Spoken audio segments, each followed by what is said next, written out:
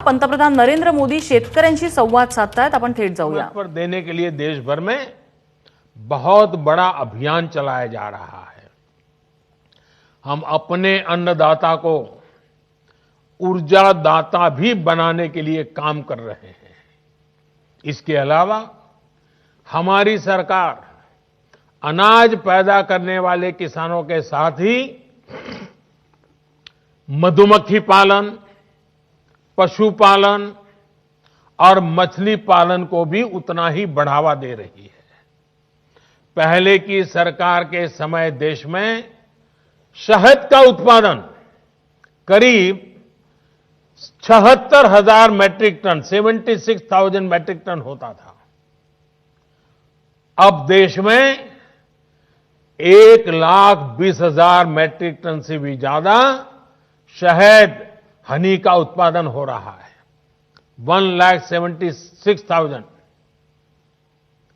देश का किसान जितना शहद, मधु पहले की सरकार के समय निर्यात करता था, आज उससे 2 गुना शहद निर्यात कर रहा है। साथियों, एक्सपर्ट कहते हैं कि एग्रीकल्चर में मछली पालन वो सेक्टर हैं जिसमें कम लागत में सबसे ज्यादा मुनाफा होता है। मछली पालन को बढ़ावा देने के लिए हमारी सरकार ब्लू रिवॉल्यूशन स्कीम चला रही है। कुछ समय पहले ही 20,000 करोड़ रुपए की प्रधानमंत्री मत्स्य संपदा योजना भी शुरू की गई है। इन्हीं प्रयासों का ही नतीजा है कि देश में मछली उत्पादन के पिछले सारे रिकॉर्ड टूट चुके हैं। अब देश अगले 3-4 साल में मछली निर्यात को 1 लाख करोड़ रुपए से ज्यादा करने के लक्ष्य पर काम कर रहा है। भाइयों और बहनों, हमारी सरकार ने जो कदम उठाए, हमारी राज्य सरकारों ने जो कदम उठाए, और आज देख रहे हैं मध्य प्रदेश में किस प्रकार से किसानों की भलाई के लिए काम हो रहे हैं, वो पूरी तरह किसानों को समर्पित है। अगर मैं वो सारे कदम गिनाने जाऊं तो शायद समय बहुत कम पड़ जाएगा, लेकिन मैंने कुछ उदाहरण इसलिए दिए ताकि आप हमारी सरकार की नीयत को परख सकें, हमारे ट्रैक रिकॉर्ड को देख सके, हमारे नेक इरादों को समझ सके।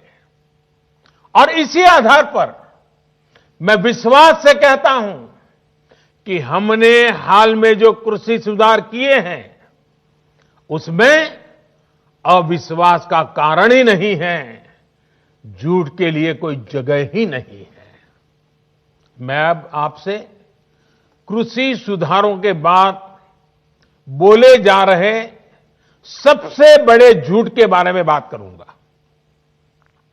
बार बार उस झूठ को दोहराया जा रहा है, जोर जोर से बोला जा रहा है, जहां मौका मिले वहां बोला जा रहा है, बिना सिर पैर बोला जा रहा है। जैसे मैंने पहले कहा था, स्वामीनाथन कमेटी की रिपोर्ट को लागू करने का काम हमारी ही सरकार ने किया। अगर हमें एमएसपी हटानी होती तो स्वामीनाथन कमेटी की रिपोर्ट लागू ही क्यों करते भाई? आपने भी नहीं की थी, हम भी नहीं करते। हमने तो ऐसा नहीं किया, हमने तो लागू की। दूसरा, ये हमारी सरकार एमएसपी को लेकर इतनी गंभीर है कि हर बार बुवाई से पहले एमएसपी की घोषणा करती है। इससे किसान को भी आसानी होती है, उन्हें भी पहले पता चल जाता है कि इस फसल पर इतनी एमएसपी मिलने वाली है। वो कुछ बदलाव करना चाहता है तो उसे सुविधा होती है। साथियों, 6 महीने से ज्यादा का समय हो गया जब ये कानून लागू किए गए। ये कानून तो लागू हो चुके थे, 6 महीने पहले हो चुके थे। कानून बनने के बाद भी वैसे ही एमएसपी की घोषणा की गई। जैसे पहले की जाती थी। कोरोना महामारी से लड़ाई के दौरान भी ये काम पहले की तरह किया गया। एमएसपी पर खरीदी भी उन्हीं मंडियों में हुई जिनमें कानून बनने से पहले होती थी, कानून बनने के बाद भी वही हुई। अगर कानून लागू होने के बाद भी एमएसपी की घोषणा हुई, एमएसपी पर सरकारी खरीदी हुई, उन्हीं मंडियों में हुई, तो क्या कोई समझदार इस बात को स्वीकार करेगा कि एमएसपी बंद हो जाएगी? और इसलिए मैं कहता हूं, इससे बड़ा कोई झूठ नहीं हो सकता, इससे बड़ा कोई षड्यंत्र नहीं हो सकता। और इसलिए मैं देश के प्रत्येक किसान को ये विश्वास दिलाता हूं कि पहले जैसे एमएसपी दी जाती थी वैसे ही दी जाती रहेगी। एमएसपी न बंद होगी न समाप्त होगी। साथियों, अब मैं आपको जो आंकड़े दे रहा हूं वो दूध का दूध और पानी का पानी कर देंगे। पिछली सरकार के समय गेहूं पर एमएसपी थी 1400 रुपये प्रति क्विंटल। हमारी सरकार प्रति क्विंटल गेहूं पर 1975 रुपये एमएसपी दे रही है।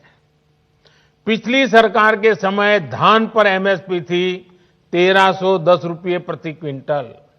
हमारी सरकार प्रति क्विंटल धान पर करीब 1870 रुपये एमएसपी दे रही है। पिछली सरकार में ज्वार पर एमएसपी थी 1520 रुपये प्रति क्विंटल। हमारी सरकार ज्वार पर प्रति क्विंटल 2640 रुपये एमएसपी दे रही है। पिछली सरकार के समय मसूर की दाल पर एमएसपी थी 1950 रुपये। हमारी सरकार प्रति क्विंटल मसूर दाल पर 5100 रुपये एमएसपी दे रही है। पिछली सरकार के समय चने पर एमएसपी थी 3100 रुपये। हमारी सरकार अब चने पर प्रति क्विंटल 5100 रुपये एमएसपी दे रही है। पिछली सरकार के समय तूर दाल पर एमएसपी थी 4300 रुपये प्रति क्विंटल। हमारी सरकार तूर दाल पर प्रति क्विंटल 6000 रुपये एमएसपी दे रही है। पिछली सरकार के समय मूंग दाल पर एमएसपी थी 4500 रुपये प्रति क्विंटल। हमारी सरकार मूंग दाल पर करीब 7200 रुपये 7200 रुपये एमएसपी दे रही है। साथियों, ये इस बात का सबूत है कि हमारी सरकार एमएसपी समय समय पर बढ़ाने को कितनी तवज्जो देती है, कितनी गंभीरता दे देती है। एमएसपी बढ़ाने के साथ ही सरकार का जोर इस बात पर भी रहा है कि ज्यादा से ज्यादा अनाज की खरीदारी एमएसपी पर की जाए। पिछली सरकार ने अपने 5 साल में किसानों से लगभग 1700 लाख मैट्रिक टन धान खरीदा था। ये आंकड़े याद रखना। हमारी सरकार ने अपने 5 साल में 3000 लाख मैट्रिक टन धान किसानों से एमएसपी में खरीदा, करीब करीब डबल। पिछली सरकार ने अपने 5 साल में करीब 3.25 लाख मैट्रिक टन तिलहन खरीदा था। हमारी सरकार ने अपने 5 साल में 56 लाख मैट्रिक टन से ज्यादा एमएसपी पर खरीदा है। अब सोचिए, कहां 3.25 लाख और कहां 56 लाख। यानी हमारी सरकार ने न सिर्फ एमएसपी में वृद्धि की बल्कि ज्यादा मात्रा में किसानों से उनकी उपज को एमएसपी पर खरीदा है। इसका सबसे बड़ा लाभ यह हुआ है कि किसानों के खाते में पहले के मुकाबले कहीं ज्यादा पैसा पहुंचा है। पिछली सरकार के 5 साल में किसानों को धान और गेहूं की एमएसपी पर खरीदने के बदले में 3,74,000 करोड़ रुपए मिले थे। हमारी सरकार ने इतने ही साल में गेहूं और धान की खरीद करने किसानों को 8 लाख करोड़ रुपए से ज्यादा दिए हैं। साथियों, राजनीति के लिए किसानों का उपयोग करने वाले लोगों ने किसान के साथ क्या बर्ताव किया, इसका एक और उदाहरण है दलहन की खेती। 2014 के समय को याद कीजिए, किस प्रकार देश में दालों का संकट था। देश में मचे हाहाकार के बीच दाल विदेशों से मंगाई जाती थी। हर रसोई का खर्च दाल की बढ़ती कीमतों के साथ बढ़ रहा था।